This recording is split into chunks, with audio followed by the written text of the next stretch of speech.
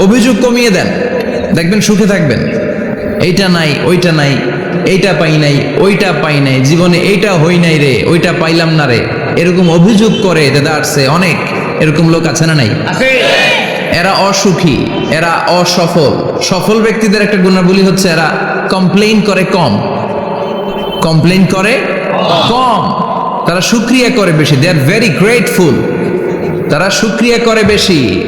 এটা পাই নাই, ওইটা পাই নাই এগুলো বলবেন না, কারণ আপনি যেটা পাইয়া খুশি না, অনেকে এইটা পাওয়ার জন্য সংগ্রাম করে যাচ্ছে। আপনি এখন যেই জায়গাটাতে আছেন, এই জায়গাটাতে পৌঁছা অনেকে স্বপ্ন।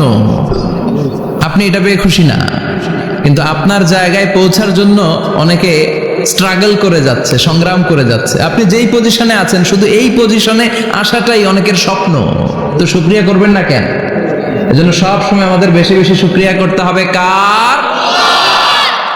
রব্বুল আলামিন বলেন, কুল লাউ কানাল বাহরু মিদাদান লিকালিমাতি রাব্বি লানাফিদাল বাহরু ক্বাবলা আন তানফাদা কালিমাতু রাব্বি ওয়ালাউ জিনা বিমিসলিহি মাদাদা। সাগরের জলকে কালি করে,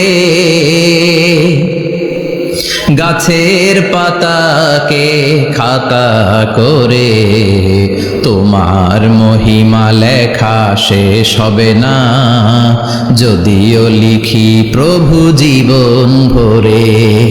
সাগরের জলকে কালি করে, গাছের পাতাকে খাতা করে, তোমার মহিমা লেখা শেষ হবে না, যদিও লিখি প্রভু জীবন ভরে। সাগরের জলকে কালি করে, চিল্লায় বলেন ঠিক কিনা? সব সাগর মহাসাগরের জল যদি কালি হয়ে যায়, কি উপমা দিলেন আল্লাহ! সব সাগরের পানি যদি কালি হয়ে যায়, সব গাছের পাতাও যদি খাতা হয়ে যায়, আর সাগরের জল নামক কালি দিয়ে গাছের পাতা নামক খাতার উপরে যদি আমি আল্লাহর প্রশংসা তোমরা লিখতে শুরু করে দাও, সাগরের জল শেষ হয়ে যাবে, গাছের সব পাতাগুলো ফুরিয়ে যাবে, আমি আল্লাহর প্রশংসা করে শেষ করা যাবে না। সুবহানাল্লাহ বাড়িতে যায় বলবেন। সাগরের জল, চারটিখানি কথা। কয়টা সাগর দেখছেন আপনি? কয়টা সাগর ঘুরছেন? প্রশান্ত মহাসাগর দেখছেন আপনি? আটলান্টিক মহাসাগর দেখেছি আমরা? দেখি নাই। প্রশান্ত মহাসাগরের সবচেয়ে গভীর জায়গার নাম মারিয়ানা ট্রেঞ্চ। প্রায় 36,000 ফিট ওইটা ডেপথ, গভীরতা। কয় হাজার ফিট গভীর? আপনার বাড়ির যে পুকুর কয় হাত গভীর? হ্যাঁ, 36,000 ফিট। কেন ইমাজিন, কল্পনা করতে পারেন? 36,000 ফিট গভীর এটা মারিয়ানা ট্রেঞ্চ, প্রশান্ত মহাসাগর। আর এই পৃথিবীর সবচেয়ে উঁচু যে পাহাড়টা, এটার নাম মাউন্ট এভারেস্ট। এটার উচ্চতা প্রায় অ্যাপ্রক্সিমেটলি রাউন্ড 29,000 ফিট। পাহাড়, পৃথিবীর সবচেয়ে উঁচু পর্বত শৃঙ্গ মাউন্ট এভারেস্ট 29,000 ফিট। আর পৃথিবীর সবচেয়ে গভীর সাগর, প্রশান্ত মহাসাগরের সবচেয়ে গভীর জায়গা মারিয়ানা ট্রেঞ্চ, ওইটা নাকি 36,000 ফিট। তাহলে ওই পাহাড়কে তুলে ধরে এনে প্রশান্ত মহাসাগরের সবচেয়ে গভীর জায়গা মারিয়ানা ট্রেঞ্চের উপর যদি ছেড়ে দেয়া হয়, পুরো পাহাড় ডুবে যাবে। সুবহানাল্লাহ নাই? পুরো পাহাড় ডুবে যাবে, উপরে পানি থেকে যাবে প্রায় 7,000 ফিট। আল্লাহু আকবার। এই পৃথিবীর দ্বিতীয় গভীরতম সাগরের নাম আটলান্টিক মহাসাগর। এই সাগরের সবচেয়ে গভীর জায়গার নাম হচ্ছে পুয়ের্টো। এই পুয়ের্টোর গভীরতা প্রায় 33,000 ফিট। কত? আর সবচেয়ে বড় পাহাড় 29,000 ফিট। তো এই সাগরেও যদি বড় পাহাড়টা, পৃথিবীর সবচেয়ে উঁচুতম পর্বত শৃঙ্গকে এনে ছেড়ে দেয়া হয়, পুরো পাহাড় পানিতে তলিয়ে তো যাবেই, এর উপরে আরো পানি থেকে যাবে 4,000 ফিট। সাগর, মহাসাগর, পানি বেশি না কম? জোরে বলেন। কি বিশাল আটলান্টিক মহাসাগর! লম্বায় তো অনেক বড়, আড়াআড়ি ভাবে এটারে ক্রস করে অনেক প্লেন, অনেক বিমান। আগে কনকর্ড ক্রস করতো হিথ্রো এয়ারপোর্ট থেকে জন এফ কেনেডি এয়ারপোর্টে ল্যান্ড করার জন্য। ঘন্টায় 1000 মাইল বেগে ছুটতো এই প্লেনগুলো। তারপরেও আড়াআড়ি ভাবে, লম্বায় না, আড়াআড়ি ভাবে আটলান্টিক মহাসাগরকে ক্রস করতে 3-4 ঘন্টা লেগে যেত। প্লেন যদি ঘন্টায় চলে 1000 মাইল বেগে, আর আটলান্টিক মহাসাগরের পাশ যেটা প্রশস্ত, এটা ক্রস করতে যদি 3 ঘন্টা লাগে, তাহলে পাশে কয় হাজার কিলোমিটার? 3000 কিলোমিটার। সুবহানাল্লাহ কইবেন না? এত বিশাল বিশাল সাগর। সাগর কি, মহাসাগর কি এই দুইটা, যে প্রশান্ত আর আটলান্টিক? না, ভারত মহাসাগর, উত্তর মহাসাগর, দক্ষিণ মহাসাগর, বঙ্গোপসাগর, কৃষ্ণ সাগর, ভূমধ্য সাগর, লোহিত সাগর, চায়না সাগর, শত শত সাগরে ভরপুর মহাবিশ্ব। এই সব সাগরের পানি যদি কালি হয়ে যায়, কি হয়ে যায়? আর পৃথিবীতে যত গাছ আছে সব গাছের পাতা যদি খাতা হয়ে যায়, গাছ কয়টা আছে কুমিল্লায়? হ্যাঁ, অভাব নাই। তো কুমিল্লাতেই যদি অভাব নাই, তাহলে আফ্রিকার জঙ্গলের কি অবস্থা? কি পরিমাণে গাছ, বৃক্ষরাজি আল্লাহ তৈরি করেছেন। এই সব গাছের পাতা যদি এরকম খাতা হয়ে যায়, আর এই সাগরের জল নামক কালি দিয়ে যদি এই খাতায় আল্লাহর জিকির লিখতে শুরু করেন, প্রশংসা লিখতে শুরু করেন, গাছের পাতাও শেষ, সাগরের পানিও শেষ, শেষ হবে না আল্লাহর জিকির আর প্রশংসা করেন। আল্লাহু আকবার। এজন্য সব সময় প্রশংসা করতে হবে একজন সত্তার, তিনি কে? সে আল্লাহ বললেন, হুয়াল আউয়ালু ওয়াল আখিরু ওয়াল যাহিরু ওয়াল বাতিন ওয়া হুয়া বিকুল্লি শাইইন আলিম। আল্লাহ বললেন, আমার প্রশংসা করবি না কেন? আমি সবার প্রথমে, আমি সবার শেষে, আমি প্রকাশ্যে, আমি গোপনে। কার কথা? আল্লাহ। প্রথমে কে? আল্লাহ। জোরে বলেন, আল্লাহ। প্রথমে আল্লাহ আল্লাহ, শেষেও আল্লাহ আল্লাহ, আকাশে আল্লাহ আল্লাহ, জমিনে আল্লাহ আল্লাহ। পড়েন পড়েন, প্রথমে আল্লাহ আল্লাহ, শেষেও আল্লাহ আল্লাহ, আকাশে আল্লাহ আল্লাহ, জমিনে আল্লাহ আল্লাহ। আবার পড়েন, প্রথমে শেষেও, আকাশে আল্লাহ আল্লাহ, জমিনে আল্লাহ আল্লাহ। নিখিল জাহান গাই গুণগান, তারে নামে গায় আমরাও গাহি। তাআলা হামদে বারি তাআলা, হামদে বারি তাআলা, হামদে বারি তাআলা। পড়েন আল্লাহু আকবার। তিনি প্রথম, তিনি শেষ, তিনি প্রকাশ্য, তিনি গোপন। এজন্য প্রশংসা চলবে একজনের। চিল্লায় বলেন, কে? আল্লাহ তোমার প্রশংসার জন্য আমরণ আমরা করতে পারি, তৌফিক দাও। জোরে পড়েন আমিন। সুলতানপুর নুরানিয়া হাফিজিয়া মাদ্রাসা ও এতিমখানার উদ্যোগে আজকের এই প্রোগ্রাম সভাপতিত্ব করছেন আলহাজ শামসুল হক সরকার, অবসরপ্রাপ্ত সরকারি কর্মকর্তা। আসছেন সভাপতি? অসুস্থ, আল্লাহ তুমি সুস্থ করো। আমার আগে কথা বলছিলেন হযরত মাওলানা ইয়াহিয়া মাহমুদ দামাত বারাকাতুহ, প্রতিষ্ঠাতা প্রিন্সিপাল শাইখুল হাদিস জামিয়া দারুল উলুম রামপুরা ঢাকা। সুন্দর বয়ান করছিলেন, আমি খাচ্ছিলাম আর শুনছিলাম। প্রামাণ্য বর্ণনা করছিলেন কিভাবে কিয়ামত হবে, কিভাবে আমরা উঠব হুফাতান ওরাতান মুশাতান গুরলা, উলঙ্গ নেকেড। সেদিন আমাদের গায়ে জামা থাকবে? জ্যাকেট থাকবে খালি? কি থাকবে? কিছু থাকবে, জামা থাকবে না, পায়ে জুতা থাকবে না, পেটে খাবার থাকবে না, খালি থাকবে চিৎকার।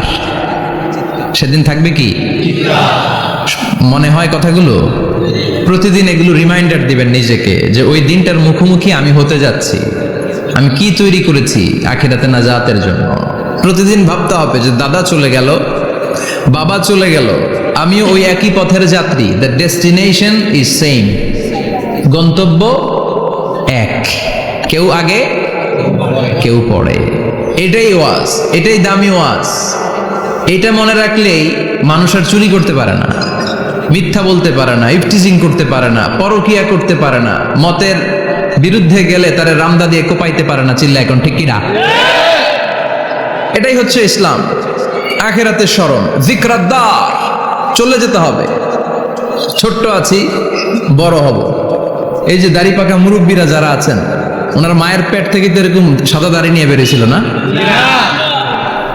ছোট্ট বাচ্চা হয়ে এসেছিল, ওনারা ওয়া ওয়া করে কেঁদেছে। শৈশব, কৈশোর, যৌবন, প্রৌঢ়ত্ব, বার্ধক্য, বয়সের ভার, চুল আর দাড়ির শুভ্রতা। আগে ছিল সিঙ্গেল, হয়েছে ডবল, এরপরে হয়েছে মেয়ের বাপ, এরপরে শ্বশুর, এরপরে নানা। This is the circle of life.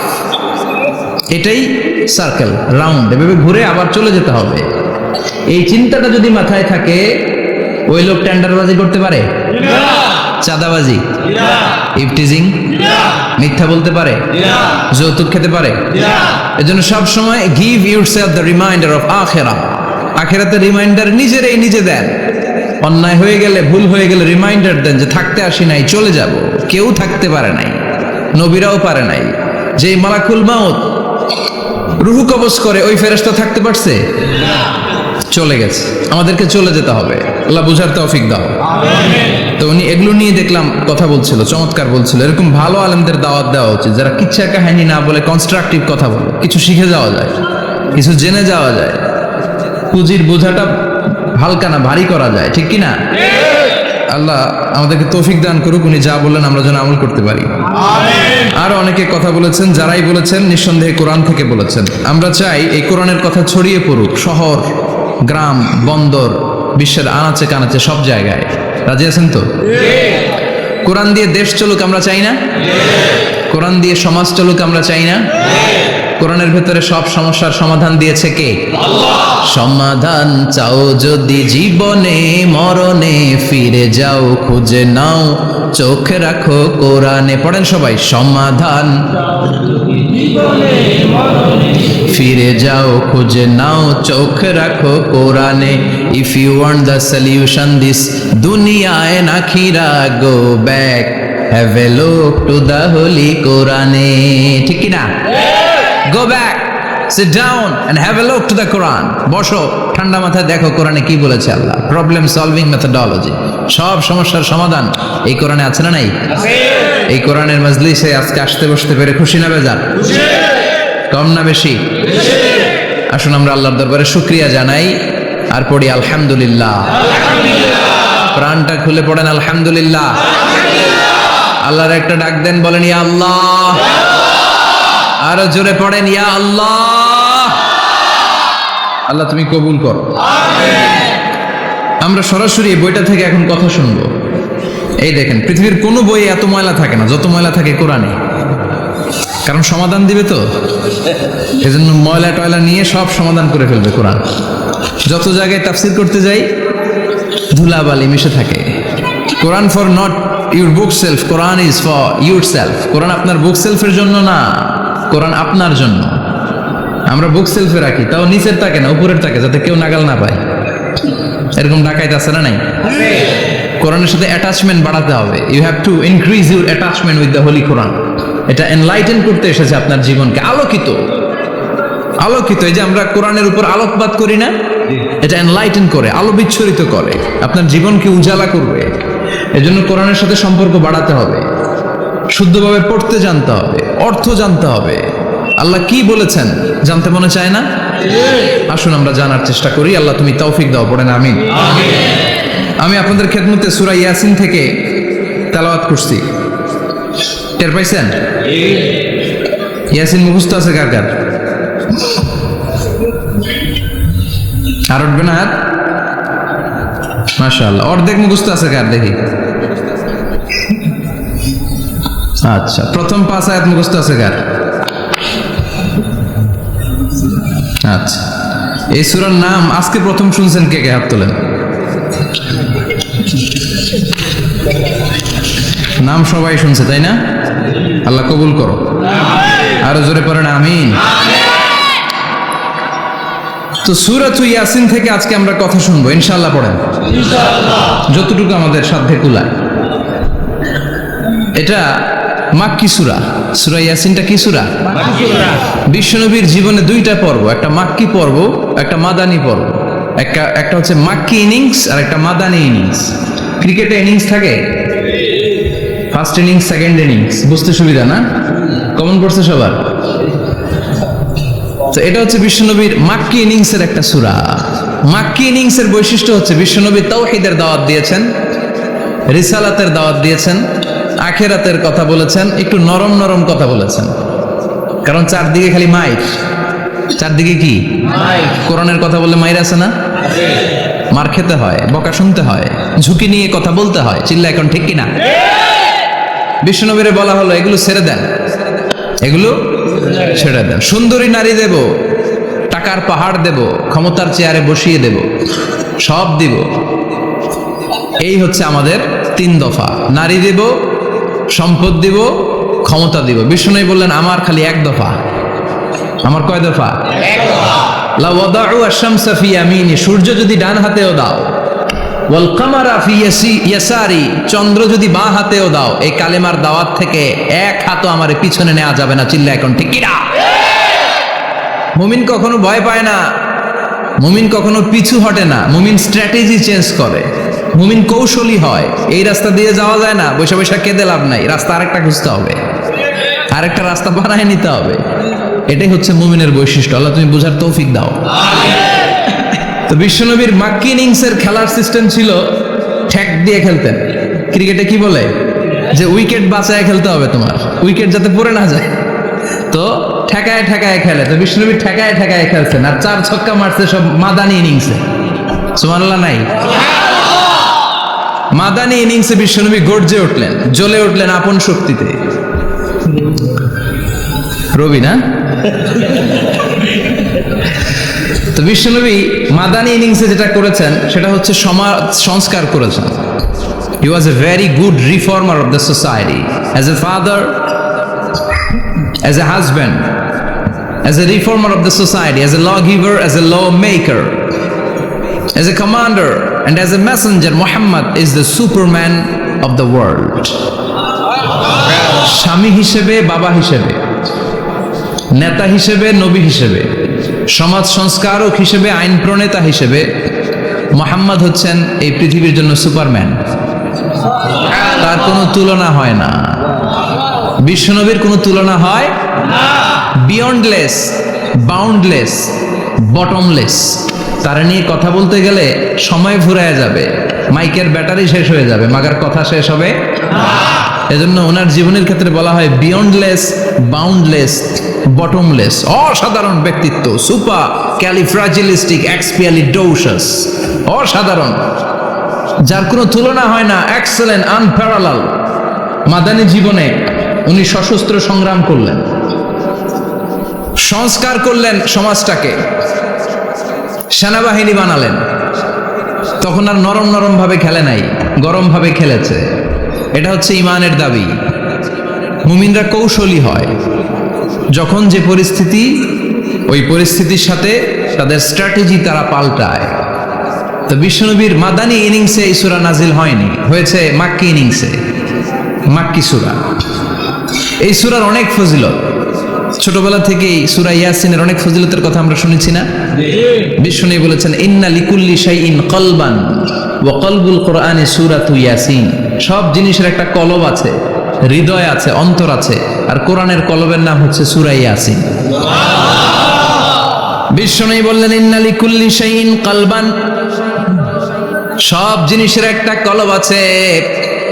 ওয়া ইন্না কলবাল কোরআনি সূরাতু ইয়াসিন, আর কোরআনের কলবের নাম হলো সূরাতু ইয়াসিন। মান ক্বারাআ সূরাতা ইয়াসিন মাররা ওয়াহিদা, একবার সূরাতু ইয়াসিন তেলাওয়াত করলে 10 পারা কোরআন খতমের সওয়াব হয়ে যায়।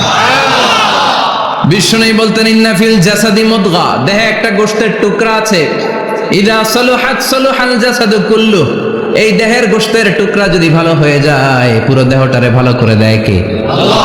এই দেহের গোশতের টুকরাটা যদি পচে যায়, পুরো দেহটারে নষ্ট করে দেয় কে? আল্লাহ। বিশ্বনবী বললেন আলা ওয়াহিয়াল কলব, ওই টুকরাটার নাম হলো কলব। টুকরাটার নাম কি? কলব। এজন্য কলবের মধ্যে আল্লাহর জিকির বসাইতে হবে। কি বসাবেন? জিকির। নাকি আয়না বসাবেন? আয়না বসায় না? আয়না বসাইয়া দে মোর দয়াল বাবা, কেবলা কাবা, সব মুখস্থ। আয়না বসাইয়া দে মোর, নবীর কলবে আয়না বসায় নাই নবী। সেদিন আবু বকর, ওমর ফারুক, কেউ আয়না বসাইছে? আবু হানিফা, শাফিঈ, এরা কলবের মধ্যে আয়না বসাইছে? বসাইছে জিকির। চিল্লায় বলেন বসাইছে কি? এজন্য আল্লাহ বললেন আলা বিযিক্রিল্লাহি তাতমাইন্নুল কুলুব। দুনিয়ার কোন জিনিস দিয়ে কলব ঠান্ডা হয় না, দুনিয়ার কোন জিনিস দিয়ে কলব পরিচ্ছন্ন হয় না। কলব শুধু পরিচ্ছন্ন হয় একটা জিনিস দিয়ে, লা ইলাহা ইল্লাল্লাহ।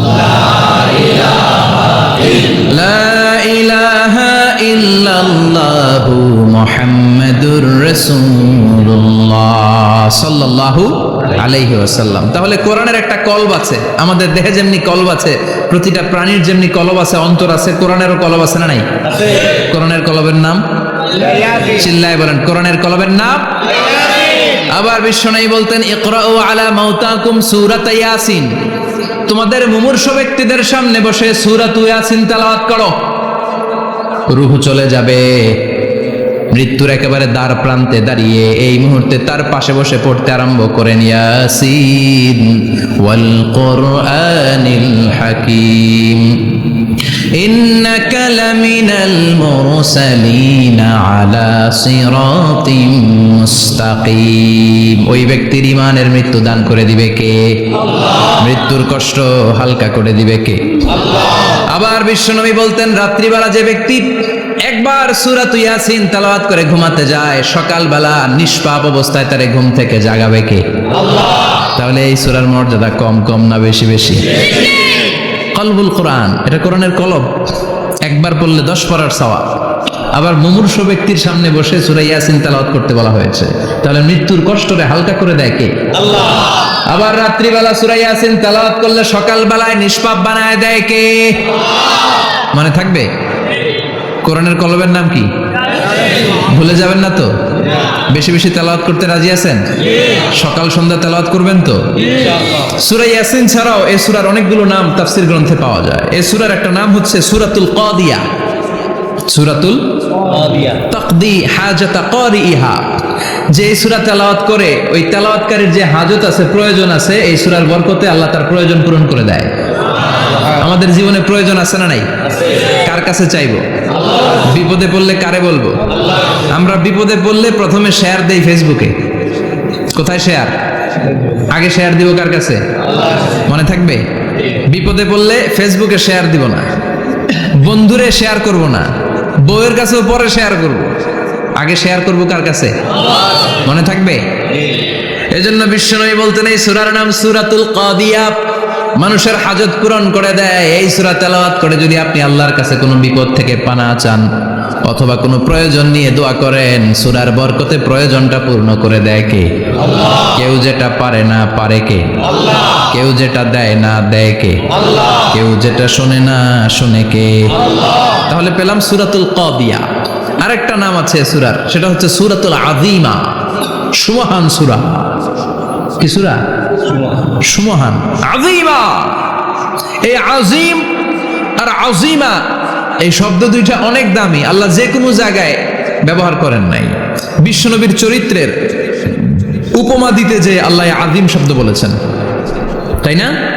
রব্বুল আলামিন বলেন, ওয়া ইন্নাকা লাআলা খুলুকিন আযীম। ও নবী, সাধারণ কোন চরিত্র আপনারে আমি দেই নাই, আপনারে আমি দিয়েছি আযীম একটা চরিত্র। খুলুকুন আযীম, and verily indeed you are on a very good standard of character. অসাধারণ চরিত্র দিয়েছে।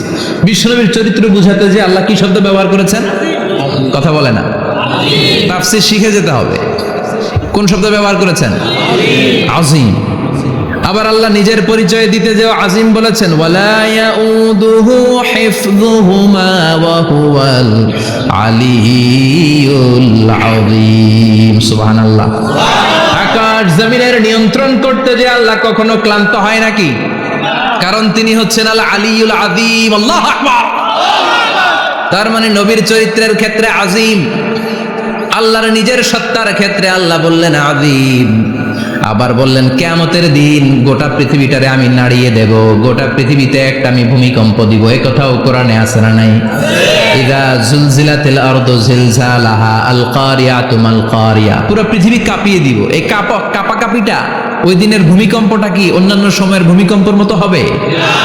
এই ভূমিকম্পকে আল্লাহ বলেছেন আযীম। ইন্না জালজালাতাস সাআতি লা শাইউন আযীম। সেদিনের ভূমিকম্প সাধারণ কোনো আর্থকোয়েক নয়, সাধারণ ভাইব্রেশন না, এটা আযীম। আবার আল্লাহ কোরআনকেও আযীম বলেছেন, ওয়ালাকাদ আতাইনাকা সাবআম মিনাল মাসানি ওয়াল কুরআনাল আযীম। ও নবী, আমি আপনার নিত্য পাঠনীয় সপ্তবাক্য সূরাতুল ফাতিহা দিয়েছি, সাথে সাথে কোরআনে আযীম দান করেছি। সুবহানাল্লাহ। তার মানে কোরআনের ক্ষেত্রে আযীম, কিয়ামতের ভূমিকম্প এটা আযীম, আল্লাহ নিজেও আযীম, বিশ্বনবীর চরিত্র আবার এই সূরাটাও যেহেতু দামি, এজন্য এই সূরার নাম সূরাতুল আযীমা। সূরাতুল সুমহান সূরা। এটা যেন তেন সূরা নয়, এটা তো কোরআনের কলব। কলব ছাড়া মানুষ বাঁচে? হার্ট ফাউন্ডেশনে যেয়ে দেখবেন মানুষের কি অবস্থা। হৃদরোগ, হৃদয় যার নষ্ট, তার যে কত কষ্ট। এই যে কি পরানো লাগে এখন, রিং পরায়, এনজিওগ্রাম, এনজিওপ্লাস্টি করে আর্টারি ব্লক করে ফেলে। চর্বি, এত চর্বি আমরা খাই, এত গরুর গোশত আমরা খাই। মনে রাখবেন, যেই প্রাণীর পা বেশি ওইটার ভিতরে কোলেস্টেরল বেশি। মাছের কয় পা? হ্যাঁ, নাই, এখানে নাই, মাছের পাটা নাই, কোলেস্টেরল নাই। মুরগির কয় পা? জোরে বলতে হবে। তার মানে কিছু কোলেস্টেরল আছে না নাই? গরুর কয় পা? কোলেস্টেরল বেশি না কম? এইবার কোন চিংড়ির কয় পা? সবচেয়ে বেশি কোলেস্টেরল কন্টেইন করে শ্রিম্প, প্রন, চিংড়ি। এজন্য এগুলো কম খাইতে হবে। তবে 40-এর আগে যারা আছেন ধুমায়া খান, 40-এর পরে এই যে মাটন, ল্যাম্প, ছাগলের গোশ, খাসির গোশ, চিংড়ি, এগুলো আপনার ডায়েট থেকে বাদ দিয়ে দিতে হবে। বুঝতে পেরেছেন? এজন্য এই সূরাটা যেন তেন সূরা নয়, এটা তো কোরআনের কলিজা, হার্ট, হৃদয়। এজন্য সূরাটা সূরাতুল আযীমা। সুবহানাল্লাহ পড়েন। তার মানে 1 নম্বরে পেলাম সূরাতুল কাদিয়াহ, 2 নম্বরে পেলাম সূরাতুল আযীমা, 3 নম্বরে সূরার আরেক নাম হলো সূরাতুল মুইম্মা। সূরাতুল মুইম্মা। মুইম্মার 2 অর্থ। এক অর্থ হচ্ছে এটার বরকতটা আম, সবার জন্য, যেই পড়ে সেই বরকত পায়, এজন্য মুইম্মা। আবার মুইম্মার আরেক অর্থ হচ্ছে যেই সূরা শত্রুকে অন্ধ করে দেয়। কি করে দেয়? এই সূরার প্রথম 9টা আয়াত যদি বিপদে পড়ে, শত্রুর কবলে পড়ে আপনি তেলাওয়াত করেন, শত্রুর চোখটারে অন্ধ করে দিবে কে? আল্লাহ। বিশ্বনবী মক্কা থেকে যখন মদিনায় যায়, হিজরতের সময় বিশ্বনবী সূরাতুল ইয়াসিনের প্রথম 9টা আয়াত তেলাওয়াত করলেন। তেলাওয়াত করে আল্লাহর নাম নিয়ে ঘর থেকে বের হলেন। আশেপাশে কাফেররা ঘুরে কিন্তু বিশ্বনবীরে দেখে না। সবাই খালি এরকম এরকম করে, ডানে বায়ে হাতায়, বিশ্বনবীর সামনে দিয়ে যায়, কিন্তু কাফেরদের চোখ অন্ধ করে দিয়েছে কে? আল্লাহ। এজন্য কোরআন তেলাওয়াত করলে কাফেরদের চোখকে অন্ধ বানায় দেয় কে? আল্লাহ। এজন্য সূরার একটা নাম হচ্ছে সূরাতুল মুইম্মা। কি নাম? অন্ধ করে দেয়। তাফসিরে কুরতুবির মুসান্নিফ ইমাম আল কুরতুবি, উনাকে জালিম বাদশা বন্দী করেছিল। ওনার তাফসিরে এসেছে উনি শক্তিশালী লোক ছিলেন, জেলখানা ভেঙে বাঁচার জন্য দিছে দৌড়। উনারেও ধরার জন্য জালিম বাদশার সৈনিকেরা ঘোড়া নিয়ে রওনা হয়েছে। উনিও দৌড়ায়, ঘোড়াও পেছন থেকে আসে। ওমিয়া মানুষ কি ঘোড়ার দৌড়ের সাথে পারে? উনি হাঁটতে হাঁটতে হয়রান হয়ে এক বালুর ময়দানে যে ধপাস করে পড়েছেন। ওরাও ঘোড়া দিয়ে এসে নেমেছে, কিন্তু আজীব তামাশা, উনি বালুতে ধপাস করে পড়েই সূরাতুল ইয়াসিনের প্রথম 9 আয়াত তেলাওয়াত করতে শুরু করেছেন। ওরা নিচে নেমে ডানে বায়ে সামনে পিছনে খালি খুঁজে, কিন্তু দেখে না, সামনে কিন্তু বসা। ওদের চোখটার অন্ধ করে দিছে কে? আল্লাহ। বিশ্বাস হয়? ঈমান হয়? এজন্য বিপদে পড়লে সূরাতুল ইয়াসিনের প্রথম 9 আয়াত পড়তে রাজি আছেন? আল্লাহ তুমি তৌফিক দাও। আরো জোরে পড়েন আমিন। এজন্য আল্লাহ চমৎকার ভাবে এই সূরাটা শুরু করে দিলেন। 2টা কাটা অক্ষর দিয়ে আল্লাহ বললেন ইয়াসিন ওয়াল কুরআনিল হাকীম ইন্নাকা লামিনাল মুরসালিন আলা সিরাতিম মুস্তাকিম। পড়েন সুবহানাল্লাহ। ইয়াসিন। সূরাটা শুরু করলেন কি দিয়ে? ইয়াসিন। এটা কি কোনো বাক্য? এটা কি কোনো শব্দ? এটা কি অক্ষর? 2টা। প্রথম অক্ষরের নাম, দ্বিতীয়টা আওয়াজ করে বলেন, প্রথম অক্ষরটার নাম, দ্বিতীয়টা। খুব চমৎকার না? বাক্য দিয়ে এই সূরাটা শুরু করে নাই। যেমন ইযা জুলজিলাতিল আরদু জিলজালাহা, এই সূরার প্রথম আয়াত, এটা একটা বাক্য না? জি। আচ্ছা, ওয়াদ-দুহা ওয়াল-লাইলি ইযা সাজা বাক্য না? কিন্তু ইয়াসিন এটা কি কোনো বাক্য? এটা কি কোনো শব্দ? না, এটা কাটা দুইটা অক্ষর। সুবহানাল্লাহ পড়ে। আল্লাহ 114টা সূরার প্রায় 29টা সূরা এরকম কাটা কাটা অক্ষর দিয়ে শুরু করেছেন। সুবহানাল্লাহ নাই? এই 29টা সূরা কখনো আল্লাহ একটা অক্ষর দিয়ে শুরু করেছেন, কখনো দুইটা অক্ষর দিয়ে, কখনো তিনটা দিয়ে, কখনো চারটা দিয়ে, কখনো পাঁচটা দিয়ে। একটা অক্ষর দিয়ে আল্লাহ কোরআনের সূরা শুরু করেছেন। এরকম একটা সূরা বলেন, নুন ওয়াল কলামি ওয়া মা ইয়াসতুরুন। নুন, নুন দিয়ে সূরা শুরু হয়ে গেছে। তারপরে কফ, এক অক্ষর দিয়ে সূরা শুরু হয়ে গেছে। সুবহানাল্লাহ পড়েন। এবার বলেন দুই অক্ষর দিয়ে সূরা শুরু হয়েছে এরকম সূরা বলেন। এত দূরে যান কেন? এটা আছে না নাই? ইয়াসিন। সুবহানাল্লাহ পড়েন। ইয়াসিন দুই অক্ষর দিয়ে। তারপরে হামিম। এবার তিন অক্ষর দিয়ে আল্লাহ সূরা শুরু করছেন এরকম, আলিফ লাম তা সিন মিম। আল্লাহু আকবার। আবার চারটা অক্ষর দিয়ে সূরা শুরু হয়েছে এরকম আছে না নাই? আবেশাব কোন? আলিফ লাম মিম র, আলিফ লাম মিম সদ আছে না নাই?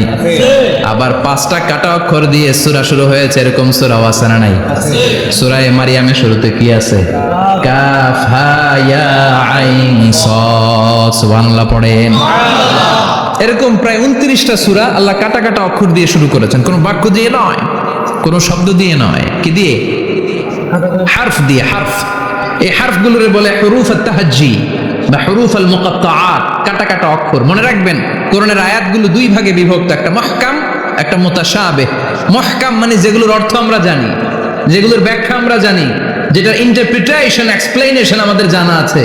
আর মুতাশাবিহ আমরা অর্থ জানি না, আমরা ব্যাখ্যা জানি না, এটা দিয়ে আসলে কি বুঝাইছে আমরা কেউ জানে না। জানে একজন, চিল্লায় বলেন তিনি কে? আল্লাহ বললেন ওয়া ইন কুনতুম ফি রাইবিম মিম্মা নাযালনা আলা আবদিনা ফাআতু বিসূরাতিন মিন মিসলিহি ওয়াদউ শুহাদাআকুম মিন দুনিল্লাহি ইন কুনতুম সাদিকিন। আল্লাহ বললেন ও জাহেলি যুগের লোকেরা, শোনো শোনো, এত আরবি কবিতা বানাতে পারো, এত গল্প লিখতে পারো, আরবিতে এত নোবেল বানাতে পারো, উপন্যাস বানাতে পারো, আর্টিকেল লিখতে পারো, আমার নবীর উপর যে কোরআন আমি নাজিল করেছি এই কোরআনের ব্যাপারে অন্তরে যদি কোনো সন্দেহ থাকে, বাপের বেটা হলে পারলে কোরআনের মতো একটা সূরা বানিয়ে নিয়ে আসো। পারছে? কিয়ামত পর্যন্ত কেউ পারবে? বিশ্বনবী যেই জামানাতে এসেছিলেন ওই জামানায় আরবি ভাষা সাহিত্যের উৎকর্ষতা সাধিত হয়েছিল। আরবি ভাষার এতটা উৎকর্ষ পৃথিবী কখনো দেখে নাই। কবিতা, গদ্য, পদ্য, গল্প, উপন্যাস, রচনা, প্রবন্ধ, আর্টিকেলের শয়লাভ। এই ভাষা সাহিত্যিকদের চোখে আঙ্গুল দিয়ে আল্লাহ বুঝাতে চাইলেন এত অর্থ করতে পারো, এত ব্যাখ্যা জানো, এত বড় বড় বুলিয়া ওড়াও, এত কিছু তুমি জানো, তাহলে বলো ইয়াসিন অর্থ কি? সুবহানাল্লাহ কইবেন না? তাইলে বল নুন অর্থ কি? কফ মানে কি?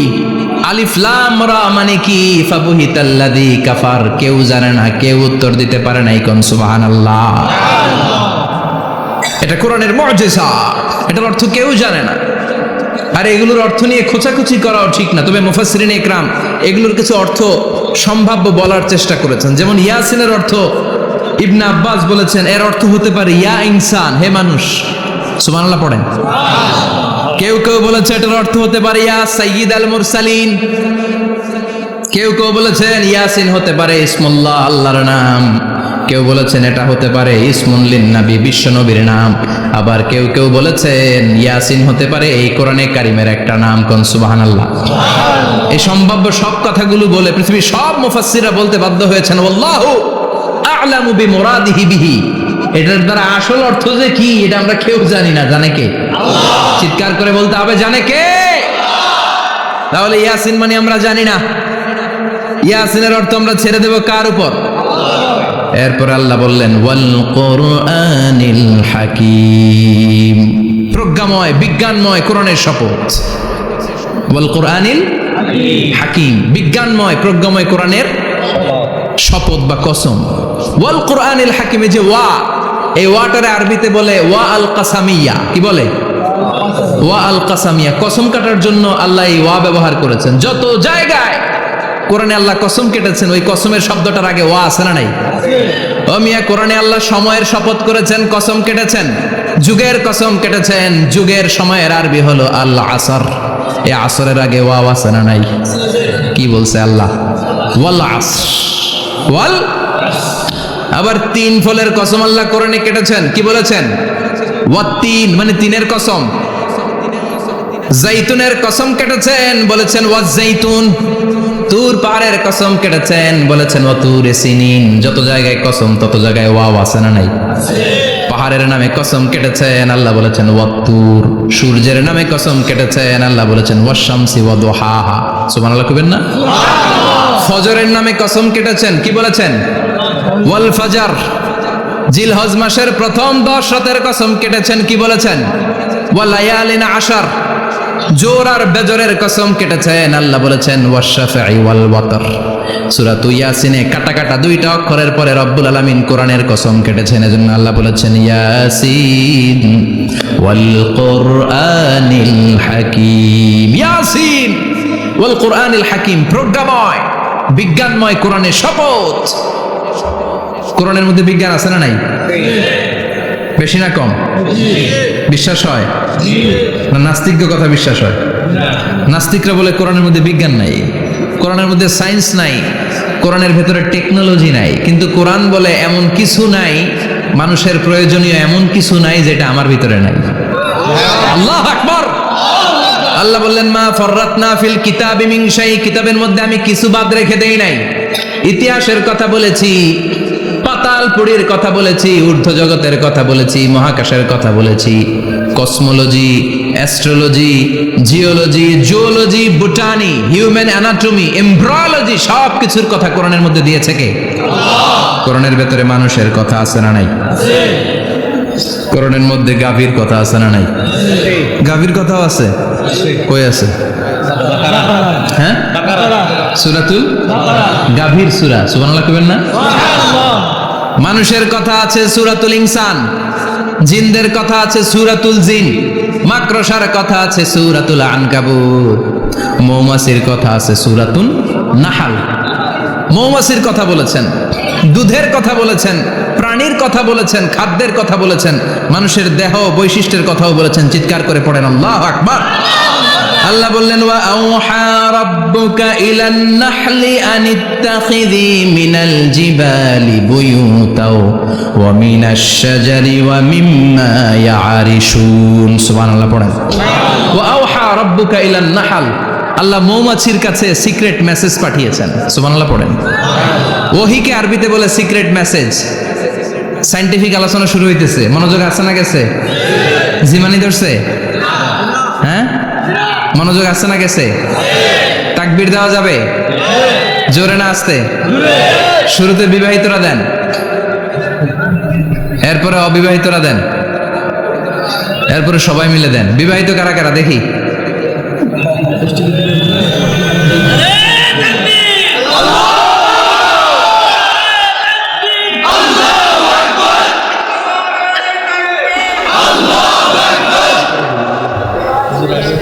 বিবাহিতরা অবিবাহিতরা দিবেন না? শুরুতে বিবাহিতরা দেন, তারপরে অবিবাহিতরা দেন, তারপরে সবাই মিলে দেন। বিবাহিতরা রেডি? দেখবো কাদের গলায় জোর বেশি। দেখি দেখি, বিবাহিতরা দেন। লিল্লাহি তাকবীর। মাশাআল্লাহ। এবার অবিবাহিতরা রেডি? আওয়াজ নাই, হেরে যাবে আজকে, হেরে যাবে। রেডি? তাকবীর দাও। লিল্লাহি তাকবীর।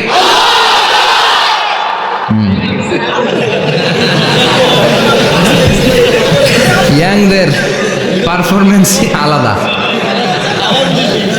আওয়াজ বেশি।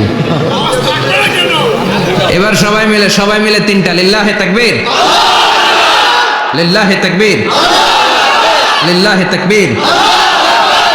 আল্লাহ মৌমাছিকে ওহী করেছেন। কি করেছে দেখেন। ওয়াল কুরআনিল হাকিম, আল্লাহ যে বললেন শেষ হবে না এই কথা। ওয়াল কুরআনিল হাকিম, বিজ্ঞানময় কোরআনের শপথ, প্রজ্ঞাময় কোরআনের শপথ।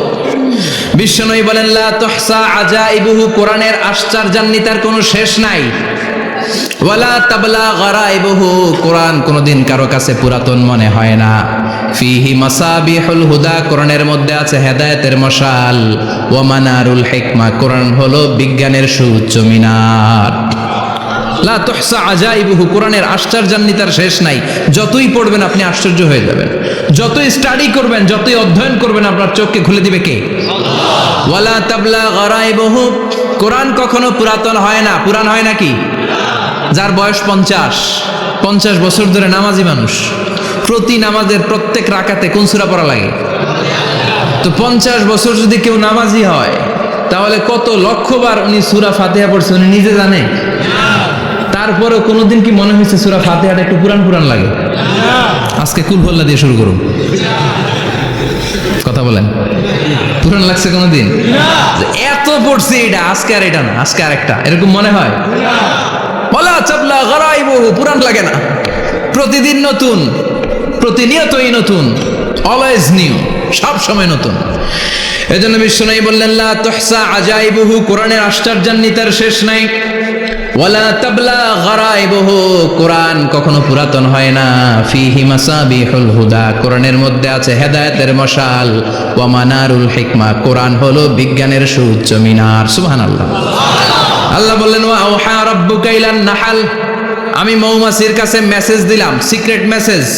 আনিত্তাখিযি মিনাল জিবালি বুয়ুতা, তোমরা পাহাড়ের মধ্যে তোমাদের বাড়ি বানাও, মৌচাক বানাও। অমিনা সাজার, গাছের মগ ডালে, বড় বড় ডালে তোমরা বাসা বানাও। ওয়ামিম্মা ইয়ারিশুন, উঁচু উঁচু জায়গায় মৌচাক বানাও, যাতে করে গ্রামের ছোট্ট ছেলেরা ঢিল মারতে না পারে। কোন সুবহানাল্লাহ। মৌমাছির আল্লাহ শিখাই দিছে। নিচু জায়গায় কোনোদিন মৌমাছির বাসা দেখবেন? নিচু জায়গায় সহজে নাগাল পাওয়া যায়, ধরা যায়। কথা কন। ডাল বেয়ে মগ ডালে ওঠা লাগে মধু খাইতে চাইলে। চিল্লায় বলুন ঠিক কিনা? আল্লাহ সিক্রেট মেসেজ দিলেন আর বললেন আনিত্তাখিযি। আলেম যারা আছেন বলেন তো, ইত্তাখিযি এটা কি মুজাক্কারের সিগা না মুয়ান্নাসের সিগা? কথা কইতে হবে। কেউ নাই এটার উত্তর দেওয়ার মতো? মুয়ান্নাস, মাশাআল্লাহ। এটা স্ত্রীবাচক শব্দ। আল্লাহ মৌমাছিকে যে মেসেজ করছে পুরুষ মৌমাছিরে কয় নাই, এটা নারী মৌমাছিরে কইছে। চিল্লা এখন সুবহানাল্লাহ। এখন গবেষণা করে দেখা গিয়েছে, কার্ল ভন ফ্রিচ একজন অস্ট্রিয়ান বিজ্ঞানী, উনি এটা নিয়ে গবেষণা করে 73 সালে 1973-তে নোবেল পেয়ে গেছে। এই আয়াতের উপর গবেষণা করে আল্লাহ কেমন করে সিক্রেট মেসেজ দিয়েছেন, কেমন করে মৌমাছি মৌচাকের বাসা বাঁধে, কেমন করে মধু আহরিত হয়, এটার উপর গবেষণা করে উনি একটা বই লিখেছেন, দ্য ডান্সিং বিজ। নেচে যাওয়া মৌমাছিগুলো, নাচতে নাচতে যেতে থাকা মৌমাছিগুলোর উপর একটা বই লিখে, দ্য ডান্সিং বিজ লিখে উনি নোবেল প্রাইজ পেয়েছেন এই মধুর উপরে। চিল্লায় পড়েন আল্লাহু আকবার। এখন কোরআনের আয়াত থেকে বোঝা গেল আনিত্তাখিযি মিনাল জিবালি বুয়ুতা, আল্লাহ নারী মৌমাছিকে বলেছেন মৌচাক বানাও, তোমাদের মধু রাখার জন্য বাসা বানাও। কার্ল ভন ফ্রিচ গবেষণা করে পেয়েছে মৌচাকের বাসা বানানো হয়, মধু আহরণ করা হয়। যেই মৌমাছিটা নেতৃত্ব দেয় এটা পুরুষ মৌমাছি নয়, এটা হলো মহিলা মৌমাছি। কোন সুবহানাল্লাহ। পুরো মৌচাকের মধ্যে মধু আহরণ, মধু নেওয়া, পুরো প্রসিডিউরটা সারার জন্য কোনো পুরুষ মৌমাছি লিডিং দেয় না, লিডিং দেয় একটা নারী মৌমাছি, স্ত্রী মৌমাছি। এজন্য ইত্তাখিয, ম্যাসকুলিন জেন্ডার ইউজ না করে আল্লাহ বলেছেন ইত্তাখিযি। নারী মৌমাছিকে আল্লাহ অ্যাড্রেস করে বলেছেন যাও মৌচাক বানাও আর এটার মধ্যে মধু আহরণ করো। চিল্লায় পড়েন আল্লাহু আকবার।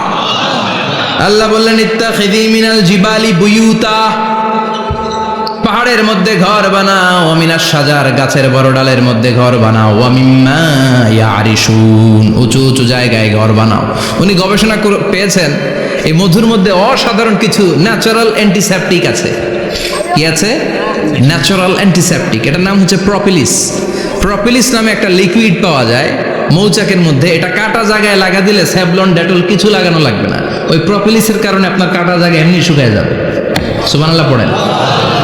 দ্বিতীয় বিশ্বযুদ্ধে রাশিয়ান যত সৈনিকরা যুদ্ধে আহত হতো, ওরা আলাদা করে অ্যান্টিসেপটিক খাইতো না, ওরা মধু আইনা লাগাই দিত আর সুস্থ হয়ে যেত। সুবহানাল্লাহ পড়ে। নিউজিল্যান্ডের কিছু বিজ্ঞানীরা আবিষ্কার করেছে মৌমাছির হুলের ভিতরে রেমিটিক ফিভারের অ্যান্টিবায়োটিক আছে। অনেকের বাত জ্বর হয়, বাতের ব্যথা থাকে না? থাকে, মুরব্বীদের বেশি হয়। ওই জায়গার মধ্যে যদি আপনি মৌমাছি এনে ঢুকাই দিতে পারেন, মৌমাছির হুল লাগাই দিতে পারেন, ভালো হয়ে যাবে। মৌমাছি যখন হুল ফুটে আরাম লাগে না অনেক? খাইছেন? কামড় খাইছেন? হ্যাঁ, মজা লাগে। তো নিউজিল্যান্ডের এই গবেষকরা এরা আবিষ্কার করেছে যে মৌমাছি যদি হুল ফুটিয়ে দেয়, ওইখানে বাতের ব্যথা থাকলে, বেদনা থাকলে এটা ভালো হয়ে যাবে। আমি নিজে দেখেছি, বিবিসি একটা ডকুমেন্টারি, ইজিপশিয়ান একজন ফিজিশিয়ান, চিকিৎসক, উনি ওনার বাতের ব্যথায় আক্রান্ত যত রোগীরা আছে ওদের গায়ের মধ্যে মৌমাছি এনে এনে নিজে নিজে হুল ফুটায়। রোগী চিৎকার মারে, ও মাগো, ও আল্লাহ গো, কিন্তু একদিন পরে ব্যথা নাই, আর কয় ভালো হয়ে গেছে। সুবহানাল্লাহ কইবেন না?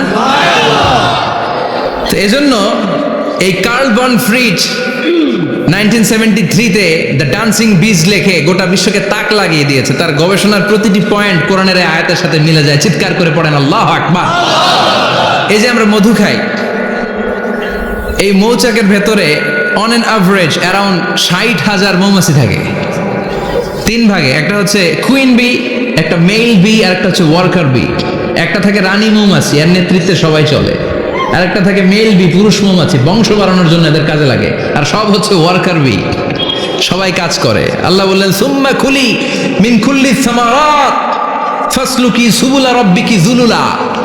আল্লাহ সিক্রেট মেসেজ দিয়ে বললেন, গাছের উপরে বাসাবাদ,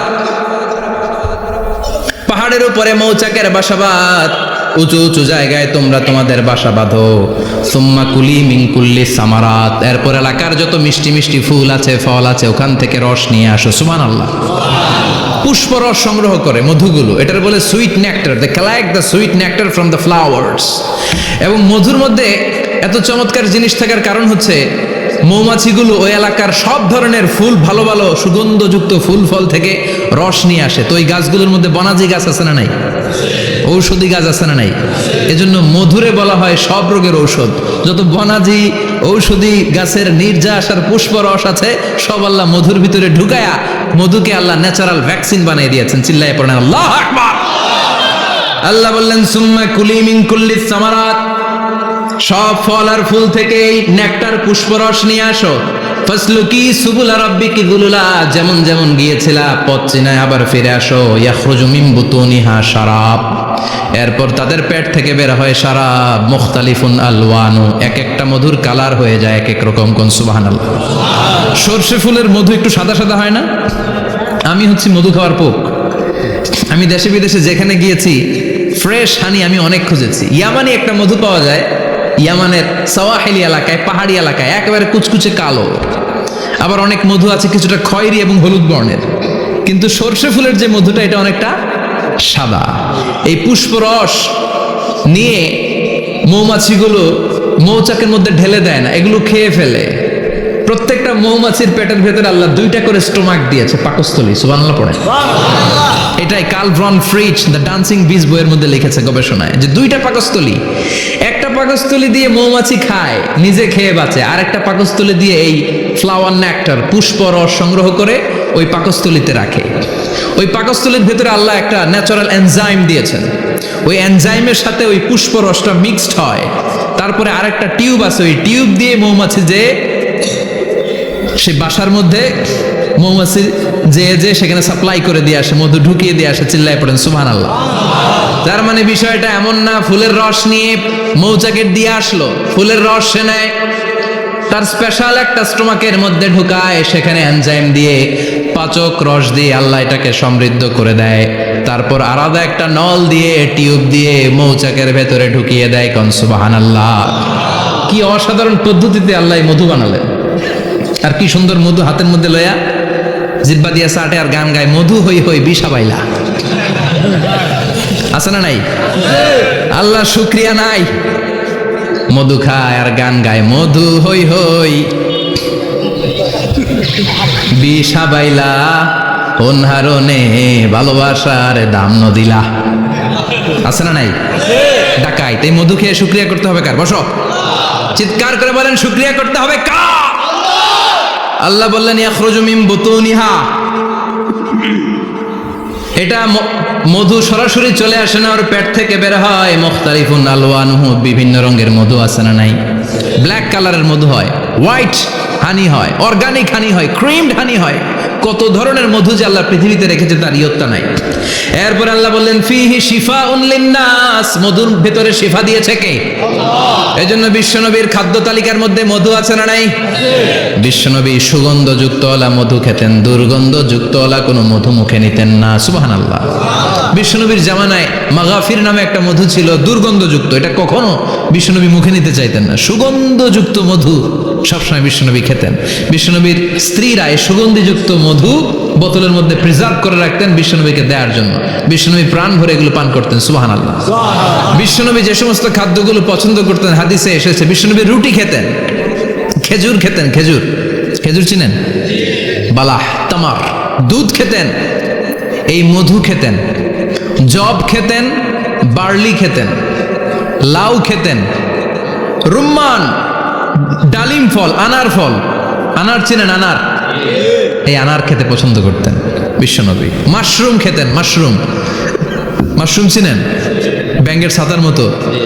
রেস্টুরেন্টে ইদানিং মাশরুমের স্যুপ পাওয়া যায়, এটা খাবেন। যাদের চোখের জ্যোতিতে সমস্যা, দৃষ্টিতে সমস্যা, খাবেন।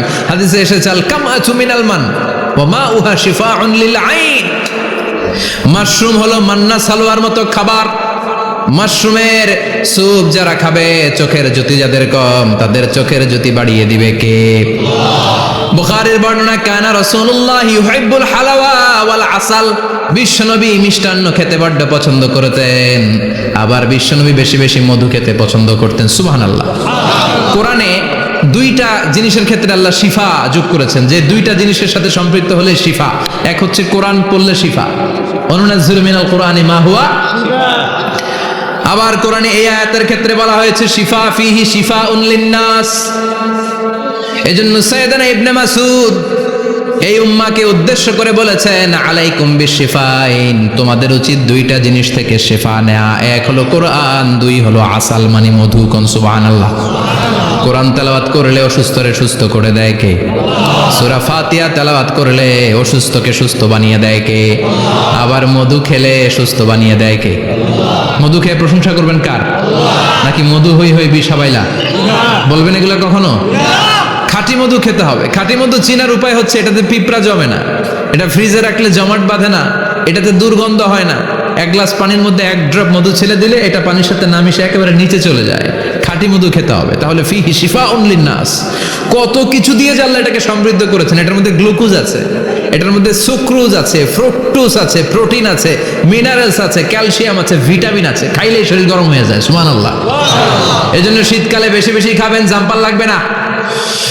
শীতকালে মধু খেয়ে রাত্রে বেলায় বের হবেন, আর মাফলার পেঁচিয়ে বের হওয়া লাগবে না। সুবহানাল্লাহ পড়েন। তার মানে আল্লাহ বললেন ইয়াসিন ওয়াল কোরআনিল হাকিম, প্রজ্ঞাময়, বিজ্ঞানময় কোরআনের কসম। কোরআনের ভেতরে বিজ্ঞান আছে না নাই? বিজ্ঞানের কথা এই তো শুরু করলাম, আজকে সারা রাত বিজ্ঞানের কথা বলবো ইনশাআল্লাহ। থাকবেন কতক্ষণ? হ্যাঁ, স্লোগান দেন লিল্লাহি তাকবীর। এরপরে আল্লাহ বললেন গোলাম ওয়া ইন্না লাকুম ফিল আনআমি লাইবরা, প্রাণীকুলের দিকে নজর করে তাকাও। প্রাণীকুলের মধ্যে আমি তোমাদের জন্য নিদর্শন রেখেছি। নুসকিকুম মিম্মা ফি বুতুনিহি, এই প্রাণীকুলের পেট থেকে একটা চমৎকার জিনিস আমি বের করে দেই, এটার নাম হচ্ছে দুধ। এটা কি? দেখেন, একই আয়াতের মধ্যে আল্লাহ মধুর কথাও বললেন, আবার দুধের কথাও বললেন। দুধটা কিভাবে হয়, উৎপন্ন হয়, মধু কেমনে হয়, ইঞ্চি ইঞ্চি কথা এই কোরআনের ভেতরে তুলে ধরলেন কে? আল্লাহ বললেন মিমবাইনি ফারসিম ওয়া দামিল লাবানা, গোবর আর রক্তের মাঝখান দিয়ে আমি দুধ বের করি। সুবহানাল্লাহ পড়েন। আমরা যাই এই গাভীর ওলান টানা শুরু করি সকালবেলা বিসমিল্লাহ বলে, কিন্তু কেমনে যে এটা আসে ওইদিকে নজর নাই। ডাকাত বিসমিল্লাহ বলে শুরু করে না, দুধ খাই আলহামদুলিল্লাহ পড়েন, আছে না নাই? আল্লাহ বলেন মেকানিজমটা শোনো কেমনে আমি খাওয়াই। আল্লাহ বললেন মিমবাইনি ফারসি ওয়া দামিল লাবানা, গোবর আর রক্তের মাঝখান দিয়ে আমি দুধ বের করে দেই। সুবহানাল্লাহ। গরু যে ঘাস খায়, এই ঘাস থেকে রক্ত হয় আর গরুর গোবর হয়। পেটের একদিকে থাকে গোবর, আরেক দিকে থাকে রক্ত। রক্ত দুর্গন্ধ, গোবরও দুর্গন্ধ। রক্তও নাপাক, গোবরও নাপাক। এই দুই নাপাক আর দুর্গন্ধের মাঝখান দিয়ে সুগন্ধযুক্ত দুধ বের করে দেয় কে? আল্লাহ বললেন মিমবাইনি ফারসি ওয়া দামিল লাবানা, গরু যে খাবারগুলো খায় ওই খাবারের এক পাশ দিয়ে গোবর হয়ে যায় আর এক পাশ দিয়ে রক্ত হয়ে যায়, মাঝখান দিয়ে দুধ বের করে দেয় কে? What a amazing mechanism of discharging milk from animal's body. What a amazing mechanism. একদিক দিয়ে গোবর দুর্গন্ধ, আরেক দিক দিয়ে ঘাস খাওয়ার কারণে রক্ত হয়, মাঝখান দিয়ে দুধ বের হয়ে যায়। সুবহানাল্লাহ। আবার বাছুর ছাড়া দুধ পাওয়া যায় না। গাভী আছে কার কার? হাত তোলেন তো। বাছুর ছাড়া দুধ পাওয়া যায়? শুধু গাভী, বাছুর নাই, দুধ আসবে? আবার এই যে বিশাল বড় ওলান 20 কেজি দুধ দেয় প্রতিদিন, এই ওলান কাটলে দুধ পাওয়া যায়? এক ফোঁটা দুধও ওলানটা কেটে টুকরা টুকরা করলে আপনি পাবেন না। এটা আলাদা মেকানিজম। এটা ভিতর থেকে একটা নির্যাস, বাছুর নিয়ে দুইটা ঢু মারবেন, ওই নির্যাস দিয়ে দুধ বেরোতে থাকবে, গোবর আর রক্তের মাঝখান দিয়ে চিৎকার করে পড়েন আল্লাহু আকবার। এজন্য বিশ্বনবী বলতেন বেশি বেশি দুধ খাও। দুধ হলো সুষম খাদ্য। পৃথিবীতে আবিষ্কৃত যত খাবার আছে দুধের চাইতে ভালো খাবার আছে নাকি? কথা কন। মানুষ পানি খেয়ে 3-4 দিন বাঁচে জানেন, আর পানির মধ্যে লবণ দিলে 7-8 দিন বাঁচতে পারবেন। আর দুধ পাইলে আজীবন বাঁচবেন। দুধ খেয়ে যদি হজম করতে পারেন, দুধ খেয়ে হজম করতে পারলে আজীবন বেঁচে যাবেন। সুষম খাদ্য। বিশ্বনবী যে রাতে মেরাজে যাবেন, সিদরাতুল মুনতাহা পার হওয়ার পরে বিশ্বনবীর পরীক্ষা শুরু হলো। বিশ্বনবীকে বুখারীর বর্ণনা 3টা গ্লাস দেয়া হলো। কাদাহ ফিহি লাবান, এক গ্লাসের মধ্যে দুধ ছিল। ওয়া কাদাহ ফিহি আসাল, আরেক গ্লাসের মধ্যে ছিল মধু, আরেক গ্লাসের মধ্যে ছিল মদ। কাদাহুন ফিহি খামার।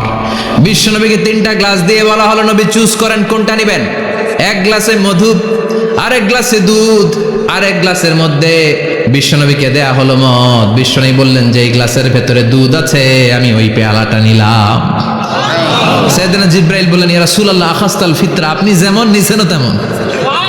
সুবহানাল্লাহ কইবেন না? বিশ্বনবী দুধ খেতে পছন্দ করতেন।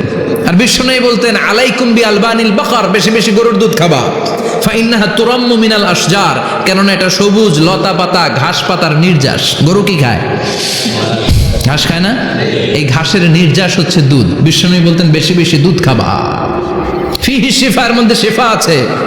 ফি লাবানিহা শিফা ওয়া লুহুমিহা দা, গরুর দুধে আছে শিফা, গরুর গোশতের মধ্যে আছে রোগ। সুবহানাল্লাহ। কত বড় ফিলোসোফার বিশ্বনবী। বিশ্বনবী বলে গিয়েছেন গরুর দুধ বেশি খাও কিন্তু গোশ বেশি খাইও না। আর আমরা গরুর গোশ পাইলে কোপায় ফেলাই। সাদা ভাত আর ঝাল গরুর মাংস যদি হয়, ওই যে অনেকের জিহ্বায় পানি চলে আসছে। সুবহানাল্লাহ কইবেন না? বিশ্বনবী বলতেন দুধ খাও, গোশ খাইও কম। গরুর গোশত কম খাবা, গরুর দুধ বেশি খাবা। সুস্থ রাখবে কে? আল্লাহ। আবার বিশ্বনবী মায়েদেরকে বলেছেন ও মায়েরা, সন্তান হওয়ার পরে 2 বছর দুধ খাওয়াবা। আল্লাহু আকবার। والوالدات يرضعن أولادهن حولين كاملين لمن أراد أن يتم الرضاعة। সন্তান যারা পেয়েছো মায়েরা বোনেরা, 2 বছর দুধ খাওয়া সন্তানকে সুস্থ রাখবে কে? আল্লাহ। বাচ্চা ডেলিভারির পরপরই আল্লাহ তাআলা মায়ের বুকে একটা দুধ দেয়, এটাকে বলে শাল দুধ। এটা হচ্ছে বাচ্চার জীবনের প্রথম প্রাকৃতিক টিকা। সুবহানাল্লাহ কয় না? এটা বেবির জীবনে ন্যাচারাল প্রাকৃতিক টিকা, প্রতিষেধক আল্লাহ দিয়ে দিয়েছে। আপনার বাচ্চাকে টিকা দিন, স্লোগান আছে না? 5টা-7টা টিকা দেওয়া লাগে। প্রথম টিকাটা আল্লাহ নিজেই ফ্রি দিয়ে দিছে। এটা শাল দুধের ভেতরে পাওয়া যায়। এজন্য বাচ্চাকে শাল দুধ খাওয়াতে হবে। তার ব্রেনের গ্রোথ হবে, সে শক্তিশালী হবে, সে দেশপ্রেমিক হবে, সে আল্লাহওয়ালা হবে। চিল্লা এখন ঠিক কিনা? যে মায়েরা বাচ্চারে দুধ খাওয়ায় ওই বাচ্চারা মায়েরে ভালোবাসে বেশি। আর যেই মা গুলো বাচ্চারে দুধ না খাওয়ায় আর ডানু খাওয়ায়, আর কি কি আছে? হরলিক্স আর সিরালেক, কমপ্লেন। যারা এগুলো খাওয়াবে ডানু খাওয়াবে, যারা ল্যাকটোজেন খাওয়ায়, যারা বুকের দুধ খাওয়াতে চায় না কোনো কারণ ছাড়া, 2 বছর বাচ্চারে দুধ দিতে চায় না, এই বাচ্চাগুলো বড় হলে ওই মারে বৃদ্ধাশ্রমে দিয়ে আসবে। কথা কন, কথা কন। এজন্য মায়েরা বোনেরা সন্তান হলেই তাকে বুকের দুধ দিয়ে আল্লাহর পক্ষ থেকে যে টিকাটা, এই টিকাটা পেটের ভিতরে ঢুকাই দিতে হবে। চিল্লা এখন ঠিক কিনা? এটা হচ্ছে ন্যাচারাল টিকা। এজন্য আল্লাহ বললেন ইয়াসিন ওয়াল কোরআনিল হাকিম। ইয়াসিন, বিজ্ঞানময় কোরআনের শপথ। কোরআনের মধ্যে বিজ্ঞান আছে না নাই? অভাব নাই। কয়টা শুনবেন? আল্লাহ কসমোলজির কথা বলেছে, অ্যাস্ট্রোলজি কথা। কসমোলজি হচ্ছে সৃষ্টি তত্ত্ব। কসমোলজি কি? সবাই বলেন কসমোলজি কি? আল্লাহ বললেন আওয়ালাম ইয়ারাল্লাযীনা কাফারু আন্নাস সামাওয়াতি ওয়াল আরদা কানাতা রাতকান ফাফাতাকনাহুমা। কাফেররা কি দেখে না মহাবিশ্বের সব কিছু একসাথে মিলে ঝিলে ছিল, বিশাল এক বিস্ফোরণের মাধ্যমে আমি মহাবিশ্ব তৈরি করেছি। সুবহানাল্লাহ। আদিতে শুরুতে কিন্তু সব আকাশ, বাতাস, জমিন, চন্দ্র, সূর্য, নক্ষত্র, গ্রহ, নীহারিকা পুঞ্জ, গ্যালাক্সি, ব্ল্যাক হোল সব কিছু মিলেমিশে একসাথে ছিল। এটার ঘনত্ব ছিল খুব বেশি। মহাবিশ্বের সব কিছু ছিল একটা বিন্দু। এটাকে বিজ্ঞানীরা নাম দিয়েছে দ্য সিঙ্গুলারিটি, মহা একত্ব। এরপর একটা প্রচন্ড বিস্ফোরণের মধ্য দিয়ে মহাবিশ্ব সৃষ্টি হয়েছে। এটার ওরা নাম দিয়েছে বিগ ব্যাং থিওরি। কি নাম? স্টিফেন হকিং মারা গেছে না গত বছর নাকি? হ্যাঁ, বছর খানিক আগে মারা গিয়েছে। সবচেয়ে বড় পদার্থবিজ্ঞানী ছিল। সে একটা বই লিখেছে, from the brief history of time, a brief history of time from big bang two black hole. সেখানে সে প্রমাণ করেছে কোরআনের এই আয়াত, কানাতা রাতকান, মহাবিশ্বের সবকিছু একটা বিন্দু ছিল। চাঁদ, সূর্য, গ্রহ, তারা সব কি ছিল? কথা বলেন, সবাই বলেন। একটা মাত্র বিন্দু ছিল। আল্লাহ বলেন, don't the disbeliever observe that the heavens and earth were joint together then I separated with a gigantic sound explosion. সব একসাথে ছিল, চাঁদ, তারা, আকাশ, নদী, নালা সব একসাথে। তারপরে একটা বিকট বিস্ফোরণের মধ্য দিয়ে পৃথিবী হয়েছে, চাঁদ হয়েছে, চন্দ্র হয়েছে, সূর্য হয়েছে, মহাবিশ্বের সব কিছু এই মহাবিস্ফোরণের মধ্য দিয়ে হয়েছে। চিৎকার করে পড়েন আল্লাহু আকবার। এই যে ছোট্ট পৃথিবীতে আমরা বসে আছি, এই পৃথিবীর চেয়ে সূর্য 13 লক্ষ গুণ বড়। চিল্লায় পড়েন আল্লাহু আকবার। এটা কি বাড়ির কাছের কথা? 13 লক্ষ গুণ বড়, কল্পনা করা যায়? তার মানে কি সূর্যই সবচেয়ে বড়? না, সূর্যের চেয়ে অনেক বড় বড় তারা আছে। ব্যাটেলজিউস নামে একটা তারা আছে মহাকাশে, যেটা যে সূর্য পৃথিবীর চেয়ে 13 লক্ষ গুণ বড়। এই ব্যাটেলজিউস তারা সূর্যের চেয়ে 33 কোটি গুণ বড়। এই ব্যাটেলজিউস তারাটাই কি সবচেয়ে বড়? না, এর চেয়েও কত বড় তারা যা আছে কোনো হিসাব নাই। এরকম বিশাল বিশাল তারা ঘুরতে ঘুরতে মাওয়াকিউন নুজুম, ব্ল্যাক হোল নামে একটা রেঞ্জ আছে। এই রেঞ্জের মধ্যে যদি ঢুকে যায়, ছোট্ট বাচ্চার মুখে চকলেট দিলে বাচ্চা যেমনি চকলেট চুষে খেয়ে ফেলে, এই বিশাল বিশাল তারাগুলো ব্ল্যাক হোলের মধ্যে ঢুকলে এক মুহূর্তের মধ্যে নিঃশেষ হয়ে যায়। চিল্লায় পড়েন আল্লাহু আকবার। এজন্য আল্লাহ বললেন, ফালা উকসিমু বিমাওয়াকিউন নুজুম, এই তারকা নিঃশেষ হওয়ার যে জায়গাটা, এই জায়গার কসম আমি কোরআনের মধ্যে খেলাম। এই ব্ল্যাক হোলের রেঞ্জের ভেতরে তারা আসলে মুহূর্তের মধ্যে নিঃশেষ বানিয়ে দেয় কে? একটা তারার চেয়ে আরেকটা তারা বড়। এরকম হাজার কোটি তারা মিলে আমাদের গ্যালাক্সি। এই গ্যালাক্সির নাম হচ্ছে মিল্কি ওয়ে। কি নাম? আমাদের গ্যালাক্সির নাম কি? সবাই বলেন তো। Milky way. কি নাম? এরকম একটা গ্যালাক্সি না, লক্ষ কোটি গ্যালাক্সি আছে। আমাদের গ্যালাক্সির পরে সবচেয়ে কাছের গ্যালাক্সির নাম অ্যান্ড্রোমেডা। কি নাম? এই অ্যান্ড্রোমেডা গ্যালাক্সি আমাদের গ্যালাক্সি থেকে 2.5 মিলিয়ন লাইট ইয়ার দূরে, মানে 25 লক্ষ লাইট ইয়ার। সুবহানাল্লাহ কইবেন না? আলোর গতি হচ্ছে পৃথিবীতে সবচাইতে বেশি বর্তমান সময় পর্যন্ত। জানেন সেকেন্ডে কত মাইল? 1,86,000 মাইল। এক সেকেন্ডে আলো ছুটে 1,86,000 মাইল বেগে। এত বেগের কোনো প্লেন বা রকেট নিয়ে যদি আপনি আমাদের গ্যালাক্সি থেকে মিল্কি ওয়ে থেকে অ্যান্ড্রোমেডাতে যেতে চান, তাহলে আপনার 25 লক্ষ বছর লেগে যাবে। সুবহানাল্লাহ বাড়িতে যায় বললেন। এরপর আল্লাহ বললেন, ওয়াস-সামাআ বানাইনাহা বিআইদিন ওয়া ইন্না লামুসিউন, আকাশ আমি বানালাম, গ্যালাক্সি আমি বানালাম। বানানোর পর থেকে সবগুলোর আমি প্রশস্ত করতে শুরু করে দিলাম। সব ছিল ক্ষুদ্র, একটা বিন্দুর মধ্যে আমি বিস্ফোরণ করলাম একটা আওয়াজ দিয়ে। আওয়াজটা ছিল কুন। আওয়াজটা ছিল কি? জোরে কোন, আবার কোন। কুন ফায়া ইন্নামা আমরুহু ইযা আরাদা শাইআন আন ইয়াকুলা লাহু কুন ফায়াকুন। আল্লাহ যখন কিছু করতে চান শুধু বলেন কুন, শুধু বলেন বি। কুন মানে বি, ইট ওয়াজ, এটা হয়ে যায়। হাও বলতে দেরি। এই মহাবিস্ফোরণের নেপথ্যে যে শব্দটা ছিল সেটা ছিল কুন। সেটা ছিল কি? আল্লাহ কুন বলতে দেরি, মুহূর্তের মধ্যে বিগ ব্যাং, বিশাল এক্সপ্লোশন। তারপর থেকে মহাবিশ্ব ছড়াচ্ছে। আল্লাহ বলছেন এই কোরআনের ভেতরে বলে দিয়েছেন, ওয়া ইন্না লামুসিউন, আমি কোরআন, আমি এই মহাবিশ্বকে, এই গোটা ইউনিভার্সকে আমি প্রতিনিয়ত সম্প্রসারিত করছি, প্রতিনিয়ত এটা বড় হচ্ছে, সম্প্রসারিত হচ্ছে। চিল্লায় বলেন আল্লাহু আকবার। আজ থেকে মাত্র 20 বছর আগে এটা তারা আবিষ্কার করেছে। এটা কোন সাল? 2020 বছর পেছনে গেলে কত? 1998, তাই না? এই 1998 সালে তারা আবিষ্কার করেছে সুপারনোভা কসমোলজি প্রজেক্ট। এই সুপারনোভা কসমোলজি প্রজেক্টে তারা এই সিদ্ধান্তে এসেছে যে মহাবিশ্ব কোন নামক এক বিস্ফোরণের পর থেকে যে সম্প্রসারিত হচ্ছে, আজ পর্যন্ত এটা শুধু বাড়ছে আর বাড়ছে, অ্যাক্সেলারেটিং হচ্ছে, এক্সপান্ডিং হচ্ছে, এটা কমছে না, কিয়ামত পর্যন্ত এটা বাড়তেই থাকবে। চিৎকার করে পড়েন আল্লাহু আকবার। এজন্য আল্লাহ বললেন ইয়াসিন ওয়াল কোরআনিল হাকিম, বিজ্ঞানময় প্রজ্ঞাময় কোরআনের শপথ। এই কোরআনের ভেতরে আমি কসমোলজির কথা বলেছি, অ্যাস্ট্রোলজির কথা বলেছি, জিওলজির কথা বলেছি, ফিজিক্সের কথাও বলেছি। সুবহানাল্লাহ। ফিজিক্স মানে কি? পদার্থ। পদার্থের সবচেয়ে বড় উপাদান হচ্ছে লোহা। লোহার কথা কিন্তু কোরআনে নাই। আছে? কই আছে? হ্যাঁ, সূরাতুল হাদিদ, লোহার নামে একটা সূরা দিয়েছে আল্লাহ কোরআনে। সুবহানাল্লাহ পড়বেন না? সূরার নাম সূরাতুল হাদিদ। সূরার নাম কি? চিল্লায় বলেন সূরার নাম সূরাতুল হাদিদ। হাদিদ মানে লোহা। আল্লাহ বললেন ওয়া আনজালনাল হাদিদা ফীহি বাসুন শাদীদ।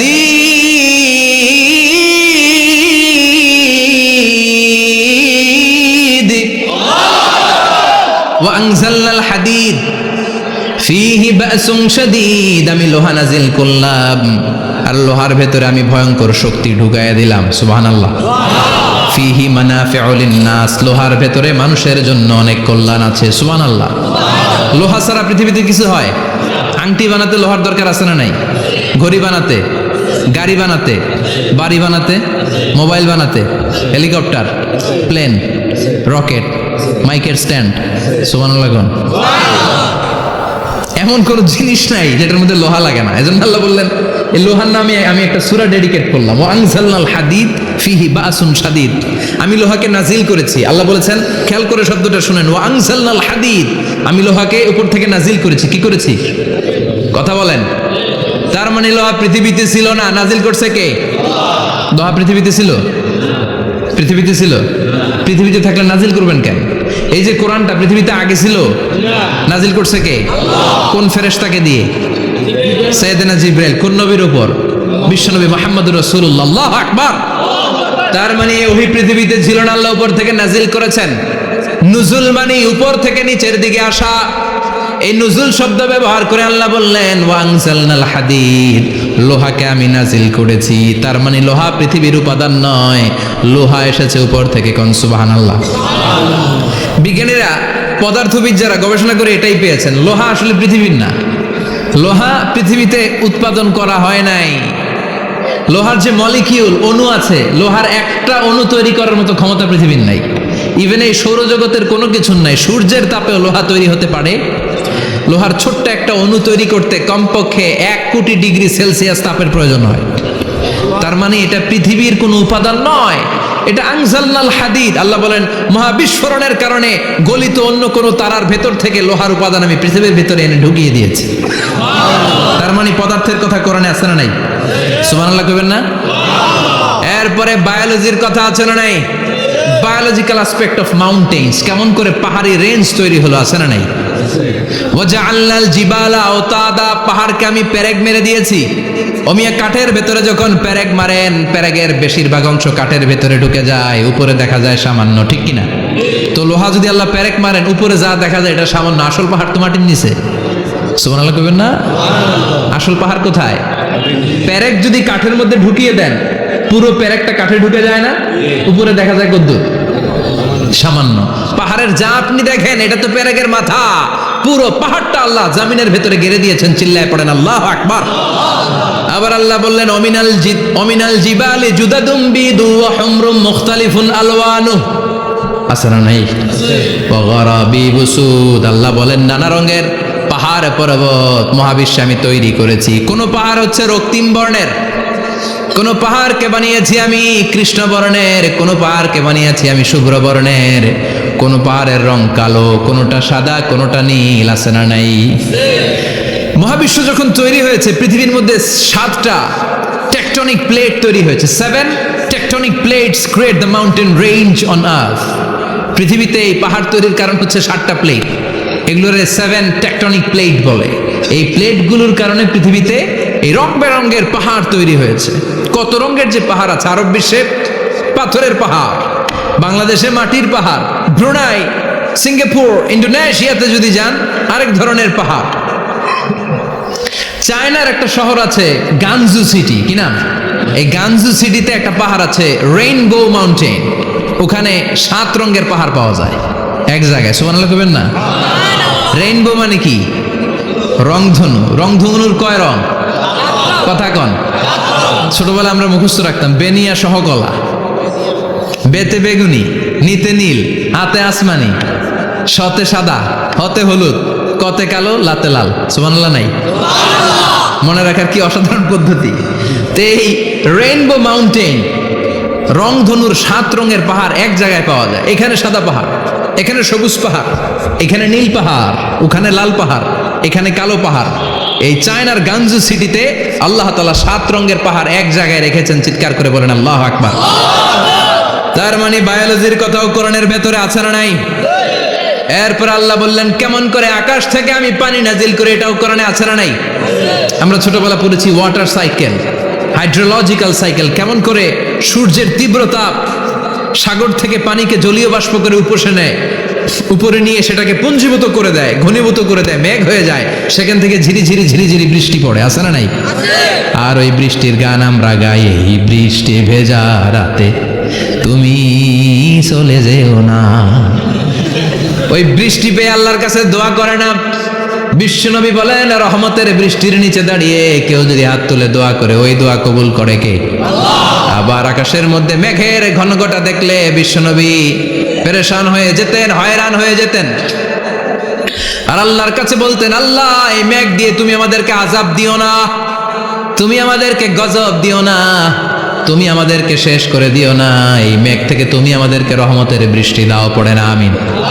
বৃষ্টি দেখলে বিষ্ণু বলতেন আল্লাহুম্মা সাইয়িবান নাফিআ, ইয়া গাউসু আগিসনা গাউসান মুগীসান মারিআন মারিআন নাফিআন গায়রা দার আজিলান গায়রা আজিল। হে আল্লাহ এই বৃষ্টি থেকে তুমি ঠান্ডা রহমতের পানি দাও। কি দাও?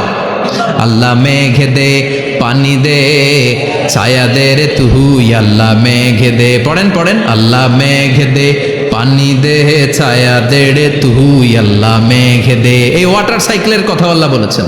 আলম তারা আন্নাল্লাহ ইউসজি সাহাবান।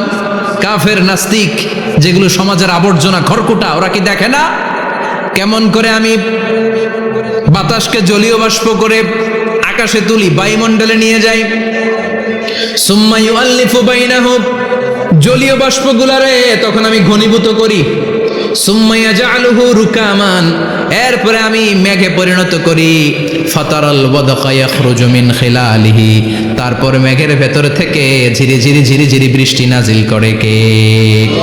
আবার আল্লাহ বললেন পানি থেকে আমি পৃথিবীর সব প্রাণগুলারে বানালাম, ওয়াজআলনা মিনাল মাই কুল্লা শাইইন হাইয়া ফালা ইয়াকিলুন, পানির ভেতরে থেকে সব প্রাণের উৎপত্তি পৃথিবীর মধ্যে ঘটিয়ে দিয়েছে কে?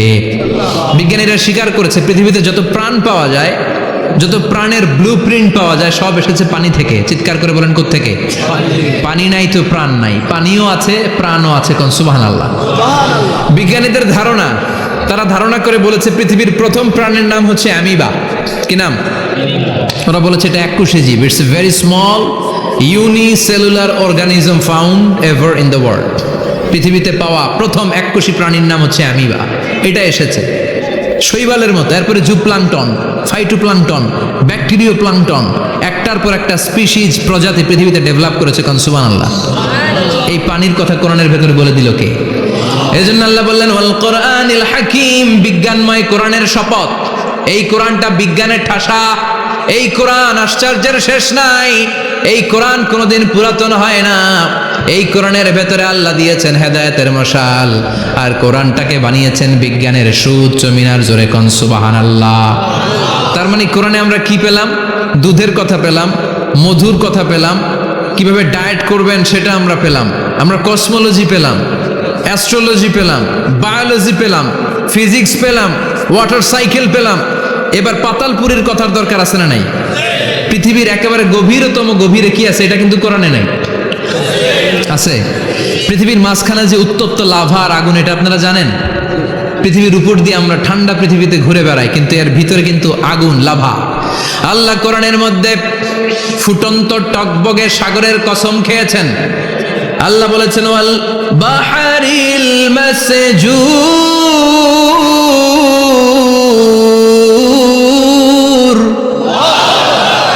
আমি কোরআনের ভেতরে ফুটন্ত টকবগে সাগরের পানির কসম খেলাম। পড়েন সুবহানাল্লাহ। সাগরের পানির ফুটন্ত টকবগে সাগরের পানির কসম। সাগরের পানি আবার ফুটন্ত হয় কি করে? পানি কি হয়? ঠান্ডা। পানি কি?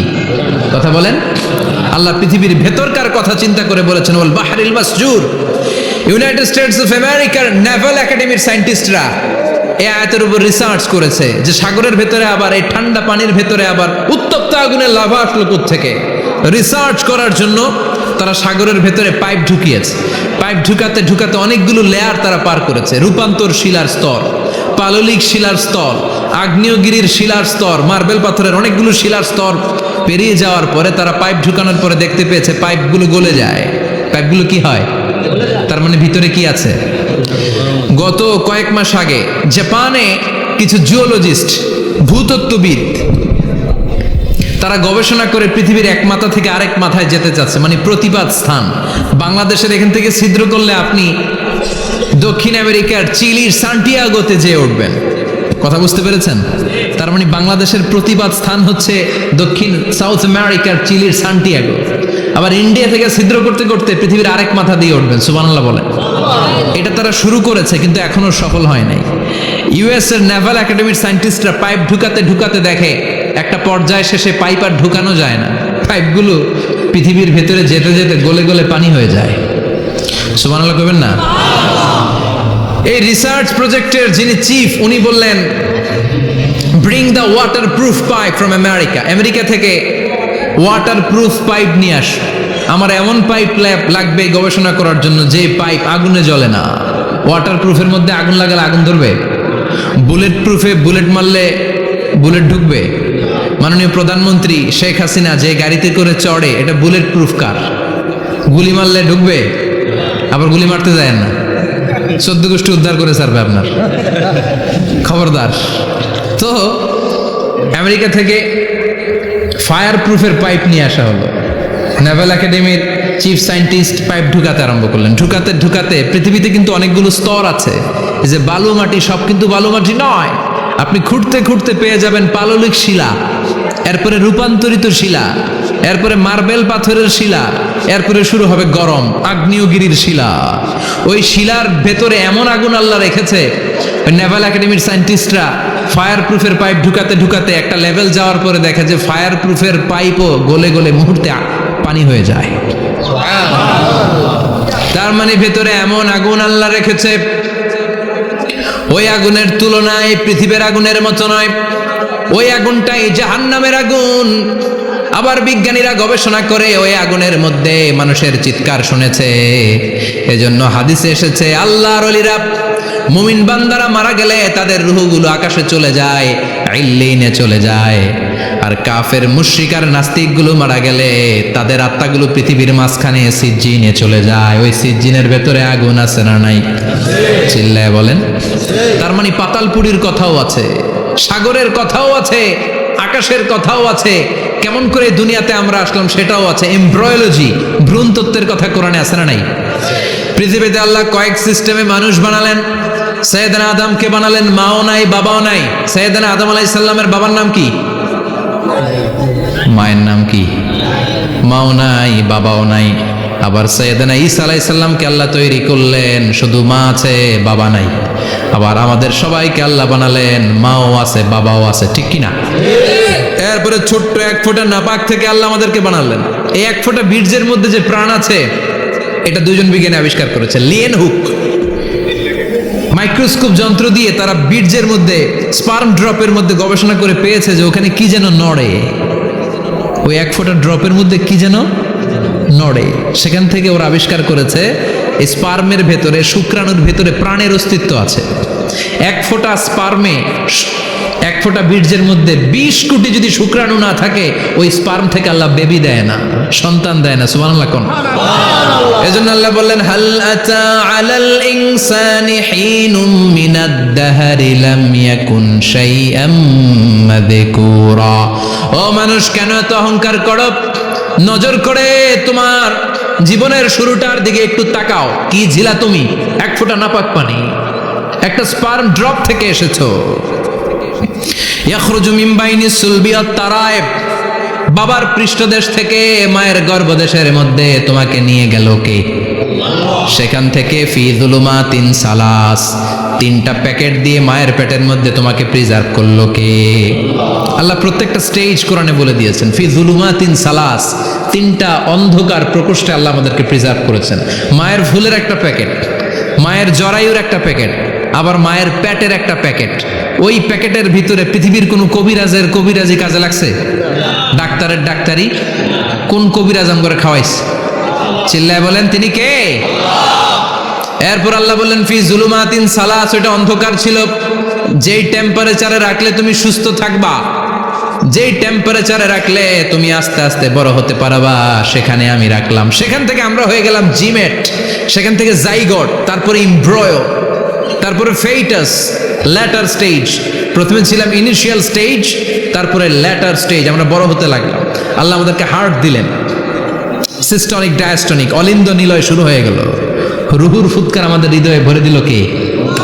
আল্লাহ আমাদেরকে স্কেলিটন দিলেন, কঙ্কাল, স্পাইনাল কর্ড দিলেন, আমাদের স্কাল দিলেন, মাথার খুলি দিলেন, লাঞ্চ দিলেন, ফুসফুস দিলেন, গল ব্লাডার দিলেন। যেখানে যেটা ঠিক যেমন ভাবে দেয়া দরকার মায়ের পেটে থাকতেই সেটা দিয়ে দিয়েছে কে? আল্লাহ। এরপর 8 মাস আমরা মায়ের পেটে মারে কষ্ট দিলাম। ওই মুহূর্তে আমার মা আমার জন্য যতটা কষ্ট করেছে পৃথিবীর কেউ ওই খবর রাখে না। জোরে কোন ঠিক কিনা? বোঝা হয়ে গিয়েছিলাম, একটা বস্তা। আমরা প্রত্যেকে মায়ের পেটে ছিলাম একটা কি? এই বস্তা নিয়ে আমার মা খেতে যেত, ঘুমাতে যেত। এই বস্তাটা পেটে করে আমার মা রান্না করে রান্না করত, একদিনও রান্না বন্ধ হয় নাই। এই বস্তাটা নিয়ে আমার মা টয়লেটে যেয়ে বসতে পারতো না। 8 মাস এরকম কষ্ট করেছে। এজন্য মায়ের মনে কষ্ট দিলে আল্লাহর আরশ কেঁপে যায়। মায়ের কাছ থেকে দোয়া নেওয়ার দরকার আছে না নাই? মায়ের মনে কষ্ট দিবেন? মায়ের সাথে বেয়াদবি করবা কেউ? মায়ের থেকে দোয়া নেওয়ার দরকার আছে না নাই? মা যার নাই সে জানে মা না থাকার কি জ্বালা। চিল্লা এখন ঠিক কিনা? যখন রাত্রি নিঝুম, এই চোখে ঘুম, একলা শূন্য ঘরে, তোমায় মনে পড়ে মাগো, তোমায় মনে পড়ে। যখন রাত্রি নিঝুম, এই চোখে ঘুম, একলা শূন্য ঘরে, তোমায় মনে পড়ে মাগো, তোমায় মনে পড়ে। ঠিক কিনা? এজন্য মায়ের জন্য দোয়া করার দরকার আছে না নাই? আল্লাহ বললেন 8 মাস 9 মাস মায়ের পেটের ভেতরে ছিলা, তারপরে দুনিয়ার বুকে তোমারে আনলো কে? ছোট্ট নাপাক ছিলাম, এই ছোট্ট এক ফোঁটা পানি থেকে আমাদেরকে বড় করছে কে? আল্লাহ। তার মানে এমব্রয়োলজি, ভ্রূণ তত্ত্বের কথা কোরআনের ভেতরে আছে না নাই? সে আল্লাহ বললেন ইয়াসিন ওয়াল কোরআনিল হাকীম ইন্নাকা লামিনাল মুরসালিন আলা সিরাতিম মুস্তাকিম। সুবহানাল্লাহ পড়েন। আল্লাহ বললেন ইয়াসিন, এরপরে বললেন আল কোরআনিল হাকীম, প্রজ্ঞাময় কোরআনের শপথ। বিশাল একটা শপথ কেটে আল্লাহ বললেন ইন্নাকা লামিনাল মুরসালিন আলা সিরাতিম মুস্তাকিম। ইন্নাকা লামিনাল মুরসালিন, অবশ্যই অবশ্যই নবী হে আপনি রাসূলদের অন্তর্ভুক্ত। চিল্লা এখন সুবহানাল্লাহ। তিনি যে রাসূল এটার সার্টিফিকেট এই আয়াতে দিয়েছে কে? এরপর আল্লাহ বললেন আলা সিরাতিম মুস্তাকিম, ও নবী আপনি সিরাতুল মুস্তাকিমের উপর আছেন। যেই দোয়াটা প্রতিটা নামাজের মধ্যে প্রতিদিন প্রত্যেক রাকাতে সূরা ফাতিহাতে আমরা পড়ি, ইহদিনাস সিরাতাল মুস্তাকিম। O Allah, show us the right path, show us the correct path. আপনি আমাদেরকে সোজা পথ দেখান। আল্লাহ এখানে সার্টিফিকেট দিলেন, নবী গো লক্ষাধিক পয়গম্বর যে আমি পেয়েছি তাদের শ্রেষ্ঠতম রাসূল করে আমি আপনাকে প্রেরণ করেছি। আর আর হেদায়েতের সুউচ্চ মশাল দিয়ে আমি আপনাকে সিরাতুল মুস্তাকিমের উপর রেখেছি। চিল্লায় পড়েন আল্লাহু আকবার। এই জন্য এই বিজ্ঞানময় কোরআনের সাথে নিজেদের সম্পর্ক বাড়ানোর দরকার আছে না নাই? কোরআন পড়লে দুনিয়া এবং আখিরাতে মর্যাদা বাড়ায় দিবে কে? কোরআনের আইন দিয়ে সমাজটারে সাজানোর দরকার আছে না নাই? কোরআন দিয়ে আমাদের সমাজটা সমৃদ্ধ হোক আমরা চাই কি চাই না? কোরআন দিয়ে আমার সংসদ ভবন চলুক, আমার 300 জন মেম্বার অফ দ্য পার্লামেন্ট কোরআনের আয়াত দিয়ে সংসদে কথা বলুক আমরা চাই কি চাই না? আমাদের মিলিটারিগুলো কোরআনের আওতায় চলুক, আমাদের দেশটা কোরআন দিয়ে চলুক। আমার লাল সবুজের পতাকা সংসদ ভবনের এক পাশে, আর কালিমার লা ইলাহা ইল্লাল্লাহর পতাকা আরেক পাশে পতপত করে উড়বে আমরা চাই কি চাই না? সেজন্য কোরআনের সাথে আমাদের সম্পর্ক বাড়াতে হবে, নিজে কোরআন পড়তে হবে, কোরআন বুঝতে হবে, কোরআনের উপর আমল করতে হবে। রাজি আছেন তো? এটাই হচ্ছে সূরাতুল ইয়াসিনের শিক্ষা। আল্লাহ আমাদের সবাইকে কথাগুলো বুঝার ও আমল করার তৌফিক দান করুক। আমরা পড়ি আমিন। আরো জোরে পড়েন আমিন। যতগুলো কথা বললাম কোরআন থেকে আলোকিত করার জন্য আল্লাহ তাআলা যে মেসেজগুলো আমাদেরকে কোরআনের ভেতরে দিয়েছে, এই মেসেজ থেকে আমরা যেন নিজেদেরকে সমাজকে আলোকিত করতে পারি। আল্লাহ তুমি তৌফিক দাও। আর জোরে পড়েন আমিন। সুবহানাকাল্লাহুম্মা বিহামদিকা আশহাদু আল্লা ইলাহা ইল্লা আনতা আস্তাগফিরুকা ওয়া আতুবু ইলাইক।